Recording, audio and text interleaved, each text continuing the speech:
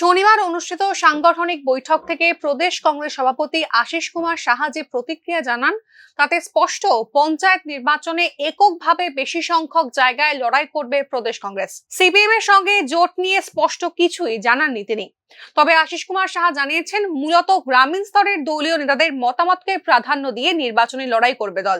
गांव में क्या स्थिति है, किसका क्या है, कौन लड़ सकता है, तो हम लोगों ने सिद्धांत लिया कि हमारी जो पंचायत लेवल जो लीडर है, ब्लॉक लेवल जो लीडर है, ये लोग तय करेगा कहाँ पे क्या होगा।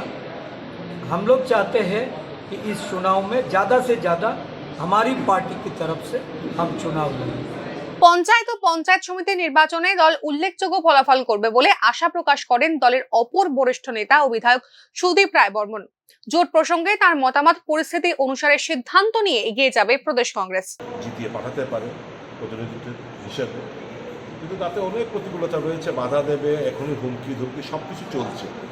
তারপরেও আমরা বলেছি আমাদের যেখানে যেখানে সাংগঠনিক ক্ষমতা রয়েছে সেখানে তোমরা প্রার্থী দাও, এবং পরিস্থিতি অনুসারে তোমরা লোকাল পরিস্থিতি যা ডিমান্ড করে সে অনুসারে তোমরা কাজ করো।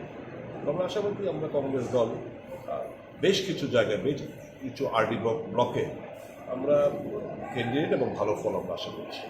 দুর্নীতিমুক্ত পঞ্চায়েত গড়ার লক্ষ্য নিয়ে দল এই নির্বাচনে লড়াই করবে বলে জানিয়েছেন সুদীপ রায় বর্মন। রাজনৈতিক মহলের অনুমান, সিপিএম এর সঙ্গে জোট হলেও এককভাবে বেশি আসনে প্রার্থী দেবার লক্ষ্য নিয়ে নির্বাচনী প্রস্তুতি শুরু করেছে কংগ্রেস। এদিন প্রদেশ কংগ্রেসের শীর্ষ নেতাদের গলায় এই সুরই শোনা গিয়েছে।